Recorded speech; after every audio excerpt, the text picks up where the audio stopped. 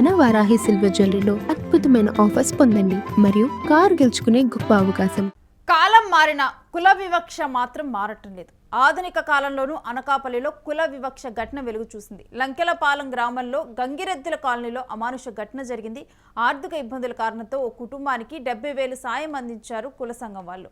అయితే డబ్బులు తిరిగి చెల్లించడానికి కొంత సమయం కావాలని సంఘం పెద్దలను కోరారు బాధితులు. డబ్బులు చెల్లించలేదనే కారణంతో ఊరి నుంచి బహిష్కరించారు. మంచినీరు కూడా దొరకనివ్వకుండా చేస్తున్నారని ఆవేదన వెలగక్కుతున్నారు. అంటనారి వారిలా చూస్తున్నారని వాపోతున్నారు బాధితులు. పరవాడ పిఎస్లో ఫిర్యాదు చేసినా పోలీసులు పట్టించుకోవటం లేదంటూ బాధిత కుటుంబం అయితే చెబుతూ ఉంది. ఇలాంటి ఘటనలపై ప్రభుత్వం కఠిన చర్యలు తీసుకోవాలని వేడుకుంటున్నారు బాధితులు. ఇంకా సమాజంలో ఇలాంటి ఘటనలు జరగటం మాత్రం చాలా బాధాకరం అంటున్నారు నేషనల్ హ్యూమన్ రైట్స్ జిల్లా అధ్యక్షురాలు.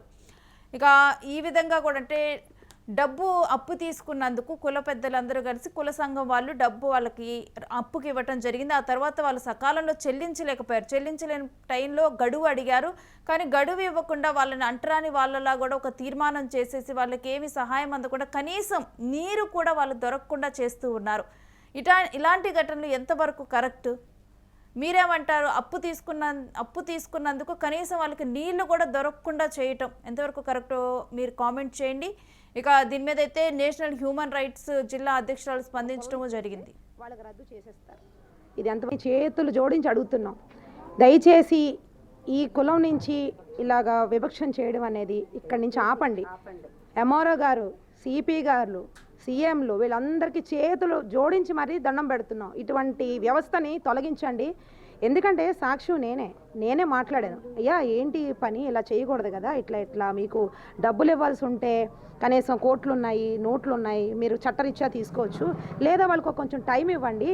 ఆ టైం ప్రకారం ఇవ్వకపోతే మీరు కోర్టును ఆశ్రయించని అడిగితే ఇది మీరు చెప్తే న్యాయాలు జరగవు. ఏ కోర్టులైనా సరే, ఏ జడ్జి చెప్పినా సరే మేము ఇలాగే ఉంటాం. వివాహాలు కూడా చట్టరీత్యా రద్దవడం వీళ్ళ దృష్టి ఎట్లా అంటే ఒక వైట్ టవల్ మీద ఒక పుల్ల అనేది పెడితే వీళ్ళ వివాహం రద్దు అయిపోతుంది. ఇది ఎక్కడ ఆచారం అండి? పెళ్ళిళ్ళు చేసుకున్న తర్వాత ఇష్టం లేదన్నా సరే వాళ్ళ దృష్టిలో ఒక పుల్ల ఇచ్చేస్తే వాళ్ళకి రద్దు చేసేస్తారు. ఇది ఎంతవరకు కరెక్ట్? ఆడపిల్లలు చదువుకోవాలి అంటే ఎడ్యుకేషన్ చేయకూడదట, 10th వరకు చేయాలి. దాని సాక్ష్యం చిన్నది. ఏమ్మా చెప్పొకసారి. చదువుకోకూడదండి. ఒక బొట్టు ఇచ్చి ఊర్లోకి వెళ్ళమంటారు.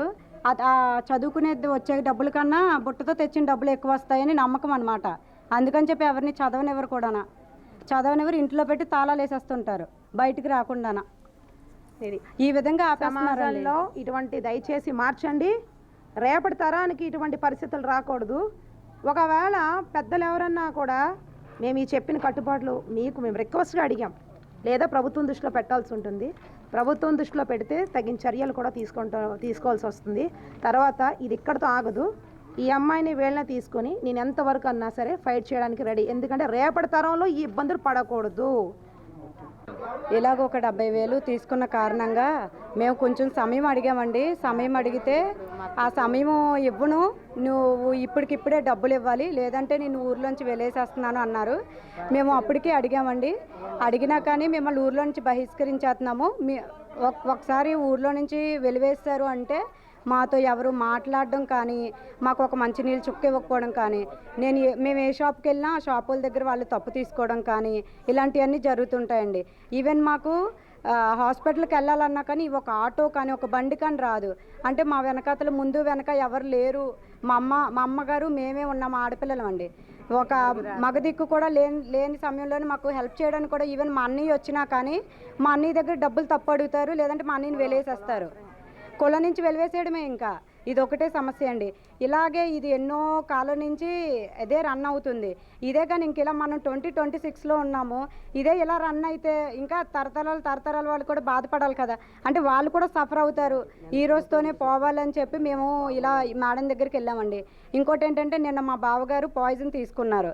పాయిజన్ తీసుకుంటే మా బావగారు హాస్పిటల్ తీసుకెళ్ళాలంటే ఈవెన్ ఒక్క ఆటో కూడా రాలేదు. మా అన్నయ్య వచ్చినా కానీ మా అన్నయ్యని తప్పేసేమన్నారు. ఇంకా మా అన్నయ్యని తప్పేసాక కూడా మా అన్నయ్యని ఊర్లో నుంచి వెలివేసేస్తానన్నారండి. ఎంతవరకు కరెక్ట్? ఇలా హాస్పిటల్ తీసుకెళ్ళడానికి రావడం కూడా తప్పే. ఇది ఎంతవరకు కరెక్ట్ అని చెప్పి మేము మేడంని సంప్రదించాము. మేడము ఈ విధంగా చెప్పారు మాకు. ఇంకా ఇంకొక అతను కూడా ఇలాగే సఫర్ ఈ కుల బహిష్కరణ అనేది తీసేయాలండి మొత్తానికి. అసలు ఇది లేదు. ఇంకా ఇప్పుడు మనం ఏఐలో వచ్చేసాము. ఇప్పుడు 2025 2030 వచ్చిన ఇది కంటిన్యూ అవుతుంది. ఈ వెలి బహిష్కరణ అనేది తీసేయాలి. ఇంకా మొత్తానికి అది అనేది పోవాలి. కొన్ని ఊర్లో అయితే అసలు ఇది లేదే లేదు. ఇక ఈ అంశం గురించిన డీటెయిల్స్ మా ప్రతినిధి భరత్తో మాట్లాడదాం.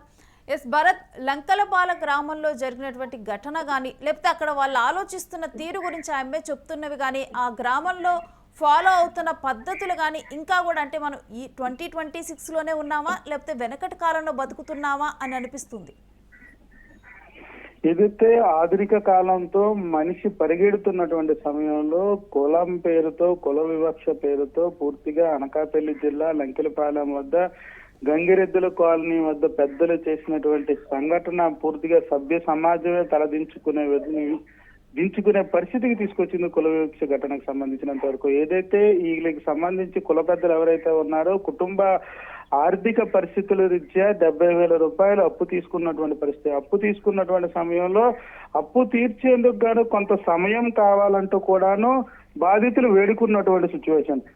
సమయం ఇవ్వకపోగా తిరిగి ఏదైతే ఆ కుటుంబం మొత్తాన్ని కూడా ఊరు నుంచి బహిష్కరించడం, కుల బహిష్కరణ చేసినటువంటి ఘటన ఒక్కసారిగా వెలుగులోకి రావడంతో పూర్తిగా కూడా అందరూ దీన్ని వ్యతిరేకిస్తున్నటువంటి పరిస్థితి కనిపిస్తా ఉంది. ఎందుకంటే బాధితులకి సంబంధించినంత వరకు ఆర్థిక పరిస్థితి మెరుగుపడే అవకాశం ఉంటుందా, లేదా బాధితులకు అండగా నిలగాల్సినటువంటి కుల సంఘ పెద్దలు పూర్తిగా కూడా ఆ కుటుంబాన్ని బయటికి వెలివేయడంతో పాటుగా వాళ్ళకి మంచినీళ్ళు కూడా ఇవ్వకుండా చేసినటువంటి పరిస్థితిపై బాధిత కుటుంబం ఏదైతే ఉందో పూర్తిగా అసహనం వ్యక్తమైనటువంటి పరిస్థితి కనిపిస్తుంది. మరి ముఖ్యంగా కుటుంబానికి సంబంధించినంత వరకు కూడాను మంచినీళ్ళు ఇవ్వడం ఒక మాట అయితే, కుటుంబానికి సంబంధించి కుటుంబ పెద్దగా ఉన్నటువంటి వ్యక్తి ఆరోగ్య పరిస్థితి బాగోకపోతే అక్కడి నుంచి తీసుకువెళ్ళడానికి మరో మంచి సహాయం చేయకుండా కుల పెద్దలు చేయడం, దాంతో పాటుగా వాళ్ళతో ఎవరు మాట్లాడకుండా ఉండడం, వాళ్ళ దగ్గరికి ఎవరు వెళ్ళి మాట్లాడినా వాళ్ళని కూడా ఊరు నుంచి బహిష్కరిస్తామంటూ కూడా చెప్పడంపై అయితే మాత్రం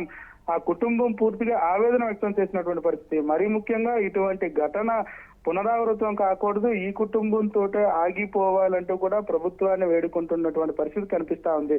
దాంతో పాటుగా బాధిత కుటుంబం ఏదైతే ఉందో ఈ బహిష్కరణ జరిగిన వెంటనే పక్కన అక్కడ దగ్గరలో ఉన్నటువంటి పరవాడ పోలీస్ స్టేషన్కి వెళ్ళి ఫిర్యాదు చేయగా పోలీసులు కుల పెద్దలతోటే తేల్చుకోండి అని చెప్పడం కూడా ఒక హాస్యాస్పదంగా కనిపించేటటువంటి పరిస్థితి కనిపిస్తుంది. ఈ అంశానికి సంబంధించినంత వరకు పూర్తిగా ప్రజా సంఘాలు కానీ హ్యూమన్ రైట్స్ కానీ వ్యతిరేకిస్తున్నటువంటి పరిస్థితి. ఎందుకంటే 2027లో ఉన్నటువంటి పరిస్థితి 26 పూర్తయిపోతుంది, 26లో ఉన్నటువంటి పరిస్థితి 2030 నాటికి పూర్తిగా కూడాను మారిపోతున్నటువంటి సిచ్యువేషన్. ఎందుకంటే 2020 నుంచి 26 వచ్చేటటువంటి పరిస్థితికి ఇప్పటికే టెక్నాలజీ ఎప్పటికప్పుడు మారిపోతున్నటువంటి సిచ్యువేషన్ లో ఉంది. 4G నుంచి 5Gకి వస్తున్నటువంటి తరుణం.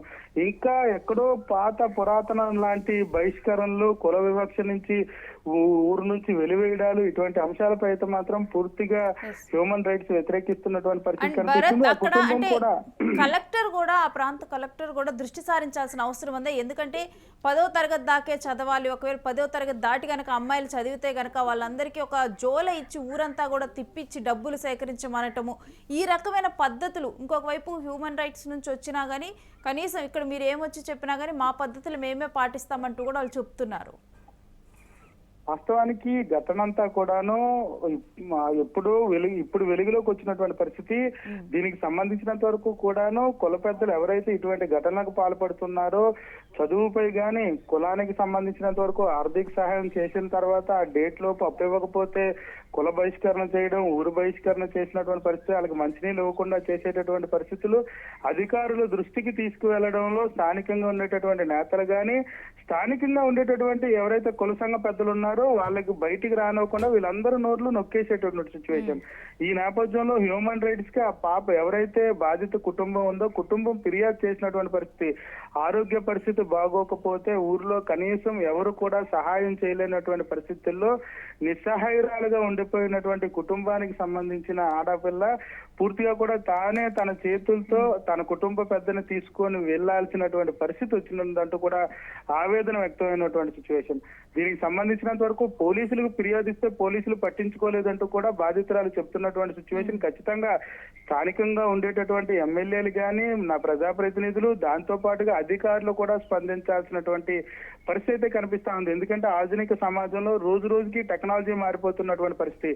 కులం పేరు పెట్టి కుల వివక్షత చూపడంపై అయితే మాత్రం పూర్తిగా ఏదైతే చూపడంపై పూర్తిగా వ్యతిరేకంగా ఆ కుటుంబం ఉన్నటువంటి పరిస్థితి. తనతోటే ఈ కుల వివక్ష ఆగిపోవాలి, టెక్నాలజీ పెరుగుతున్నటువంటి సమయంలో కుల పెద్దలు ఇలా బహిష్కరించి చాలా కుటుంబాలని ఇబ్బంది పెడుతున్నటువంటి పరిస్థితి ఉంటుంది. ఆర్థికంగా కానీ మనోభావాలు ఏదైతే వాళ్ళకి సంబంధించినంత వరకు కూడా ఆర్థికంగా కోలుకోలేనటువంటి పరిస్థితి, మంచినీళ్ళు ఇవ్వలేనటువంటి పరిస్థితి, వాళ్ళకి సంబంధించినంత వరకు కూడాను ఆ కుటుంబాలు పూర్తిగా ఇబ్బంది పడేటటువంటి పరిస్థితి ఉంటుందంటూ కూడా చెప్తున్నటువంటి సిచ్యువేషన్. మరీ ముఖ్యంగా ఇలాగా చేస్తున్నటువంటి పరిస్థితుల్లో వాళ్ళ మనోభావాలు కూడా పూర్తిగా దెబ్బతినే విధంగా ఉన్నాయి అంటూ కూడా బాధితురాలు చెప్తున్నటువంటి పరిస్థితి. ఎవరూ మాట్లాడట్లేదు, సహాయం చేయట్లేదు, మంచినీళ్ళు ఇవ్వట్లేదు, అసలు మమ్మల్ని మనుషులుగానే చూడట్లేదు అంటూ కూడా బాధితురాలు బాధపడుతూ చెప్తున్నటువంటి సిచ్యువేషన్ అయితే కనిపించింది. దీనిపైన అధికారులు ఖచ్చితంగా స్పందించాలి. ఎవరైతే కుల పెద్దలు ఉన్నారో కుల పెద్దల పైన ఖచ్చితంగా కఠినమైనటువంటి చర్యలు తీసుకుంటే గానీ ఇటువంటి ఘటనలు పునరావృతం కాకుండా ఉంటే ఖచ్చితంగా దీనిపైన రాష్ట్ర ప్రభుత్వం స్పందించాల్సినటువంటి అవసరం ఎంతైనా ఉంది. Thanks for the details Bharat. ఇక అనకాపల్లిలో కుల వివక్ష వెలుగు చూడటం జరిగింది. లంకలపాల గ్రామంలో కూడా అంటే మనం ఏ కాలంలో ఉన్నాము అని ప్రశ్నించుకునే విధంగా కూడా ఇంకా కూడా గ్రామాల్లో ఇటువంటి పద్ధతులు పాటిస్తున్నారా అని ఉలిక్కి పడేలా చేసినటువంటి ఘటనలుగా మనం చూడొచ్చు. ఎందుకంటే 10వ తరగతికి మించి చదవకూడదని చెప్పి ఆంక్షలు ఉండటము, ఇటువంటివన్నీ కూడా వినటానికి కూడా వింతగా అనిపిస్తున్నాయి. మరి ఇంత జరుగుతుంటే అక్కడ ఉన్నటువంటి వారు ఎవరి దృష్టికి వెళ్ళలేదా, అక్కడ ఉన్నటువంటి అధికారుల దృష్టికి? ఇక పోలీసులు కూడా వెళ్ళి అక్కడ ఉన్నటువంటి కుల పెద్దతోనే తేల్చుకోవాలని ఈ వ్యవహారంలో చెప్పటం కూడా దీని మీద ఒక రాష్ట్ర ప్రభుత్వం స్పందించాలి. ఇలాంటి గ్రామాల్లో ఉన్నటువంటి వ్యక్తులు, ఇప్పుడు ఈ గ్రామంలో ఉన్నటువంటి ఈ యువతి బయటకు వచ్చి వీటి గురించి మాట్లాడింది, కానీ ఇలాంటివి ఎంకరేజ్ చేయకుండా ఇలా ధైర్యంగా బయటకు వచ్చి మాట్లాడి వాళ్ళ గ్రామాలను కానీ వాళ్ళ గ్రామాలని సరిదిద్దుకొని వాళ్ళ జీవితాలని బాగుపరుచుకోవాల్సిన బాధ్యత వాళ్ళ మీదే ఉందని చెప్పాలి.